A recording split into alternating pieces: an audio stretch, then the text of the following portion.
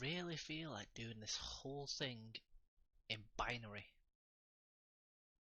01001000 0100100100 01001100 01001110 01001011 Okay, that's enough of that already. I really would love it though if someone took the time to add subtitles to the entire video in binary.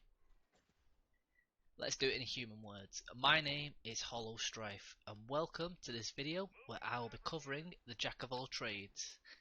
That's not a pun, it's genuinely his name.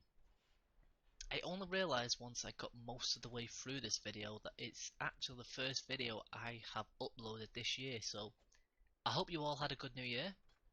How many of you have already failed your New Year's resolutions, and what were they? Anyway, we are well on the way to covering a bunch of the heroes for Horde now. Again, I'm going to put a link in the top right to the playlist, which covers everyone else I've previously done a video on. Now that shameless self-plug is done, on to Jack. Jack's role within Horde is mostly just to be a support character. He's good at healing, locking down a single enemy, and making the team a bunch of energy. I will be covering her? What does Jack identify as? A toaster? I'll be covering the skill cards that I choose to use on this oversized calculator. The Big Finish. This will just make sure that whoever you use your ultimate ability on also dies and possibly takes out anyone else nearby, but I'm going to go into more detail on Jack's ultimate later on in the video. The Bullet Factory. This might seem like a strange option, but there's a good reason. There's a hidden mechanic not listed on the card. Normally, as you go around as Jack, you are stealthed. When you carry a weapon around though, you become visible. This card just lets you keep that invisibility while carrying weapons around. The Blacksmith. Speaking of picking up weapons, more energy for each weapon forged. It's a no-brainer. Please do not use Jack without this skill card. You do have a couple of extra options with Jack. Do you want to help with repairs? Then take the Mechanic's Apprentice. This will increase how quickly you can help repair. You could also go for more of a healing build and use Gentle Touch and the Hand of God. Both increase how quickly you heal and the range of your healing. If you want to get the most out of Jack's ultimate, you can use Lucid Dreamers to give the enemy you use your ultimate on more health. Personally, I'm not a fan of this one though, because whenever you ult someone, they get stemmed. Do you feel like Jack's ultimate runs out too quickly though? Use the Hypnotist instead. This increases the amount of time you can keep that enemy under your ultimate, as long as you keep getting kills. But again, I'm going to go over Jack's ultimate thoroughly later on. Always miss out this card, but if you are a Gears veteran and you are trying to go for a high score, use Binary Code. This will help when you and your team are trying to push up the leaderboard. Here are the values for the normal and epic versions of the card. These values are the same across every hero with these two skill cards. The last card I haven't mentioned is Lightning Storm. This just increases how much damage Jack can do with his attack. It's fine when you're first starting out as Jack, but if you want to be doing a lot of damage in Horde, you're better off maining JD, Kate, Keegan or someone else like that. I've covered all the cards, but just to recap, these are the ones I run when playing Jack in Horde, just to buff each part of Jack that little bit. Now that we've got our skills cards in place, next up are Jack's perks. These are movement speed, health regen, repair cost and maximum health. I've got all the values and bonuses for each level written down. I'm going to put them on screen now. only make use of the perks you need the most. I personally always put a single point into maximum health and movement speed. If I am on a map where the engineer does have defences spread out quite far though, I will put 5, maybe 6 points into Jack's movement speed, just so I can gather up more weapons and forge them during the round. If I have to help out with repairs in the later waves, then I will put some into Jack's repair cost. Never any more than 5 though. Health regen is a waste of a perk in my opinion. I always play with the regen penalty modifier on, so I've just kind of learnt to play around this. If you don't use this modifier, you might want to invest a couple of points in it if you feel like it's valuable. Now, on to Jack's ultimate ability, which is called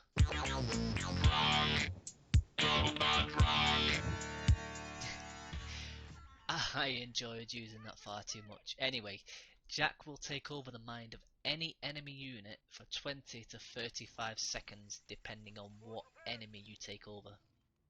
You'll be in complete control and can turn that single enemy against their former comrades. The list of enemies you can hijack is long, so here is a full list of every enemy you can use Jack's ultimate on and how long it lasts for.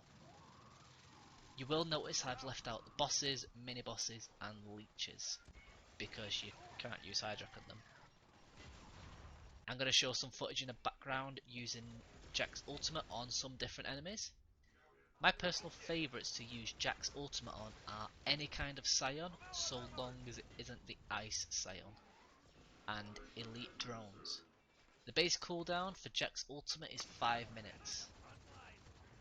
Although, Jack's passive also plays into his ultimate ability too. Every enemy that dies with your mark on them will knock time off your ultimate cooldown. I'm not sure exactly how much. I did do a few tests and it seemed to take about 10 seconds off per enemy. So just keep marking and you'll be able to use hijack more often. But how do I like to play this metallic blacksmith? When you first start a game as Jack, you don't really have much to do. You can heal your teammates, shock enemies or collect energy. Once your engineer buys you the forge, you'll be able to go around the map picking up weapons to get more energy for your team. The amount of energy you get from forging depends on what the weapon is, the level of the forge, how many teammates you have, and the level of your optimizer skill card. I will show on screen now how much energy is given for each weapon at each level of forge. As you can see from this list, you should prioritise boom shots, drop shots, torque bows and salvos, then nashers and marksers. After that, everything else is worth the exact same. These values will be higher if your optimizer skill card is a higher level. So say for example you've got that skill card maxed out and you forge a drop shot. You'll get 720 energy and so will each of your teammates. So if you're a team of 5, this will be 3600 energy. For those of you not playing Jack, always try to help out your friendly little robot. Go around the map and pick up weapons and drop them at the forge for him. He can pick these up and generate more energy for you guys. A couple extra tips for those of you that are playing Jack though. There's 2 maps, specifically Allfather's Arena and Lift, where you can move the ammo boxes around as Jack. Not sure why it's just these 2 maps. I'm not sure if it's a bug or a feature, but if it is a feature they wanted, can they please put it onto the original 10 maps? When it comes to reviving and healing teammates, did you know you can do it through floors and walls? The last tip I've got for you, if you are playing on a map such as Allfather's Arena, you can get onto a lot of walls as Jack. You can just hide out there and scout out the area, or get close to an enemy and take them over with hijack while you wait for something to do. But who does Jack play well with? Any engineer really.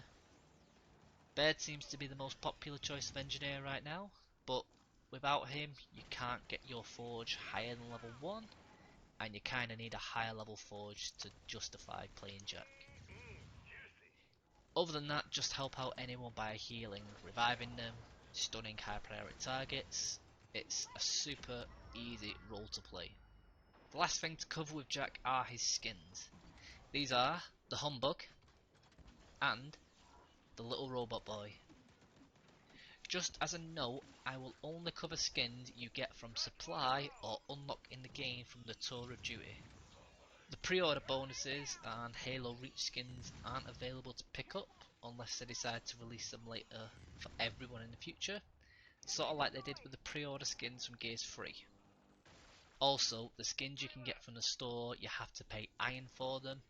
You can pay for iron with real world currency, so I don't tend to cover them here. I've already had a few comments asking me why I've missed certain skins out, and that's why.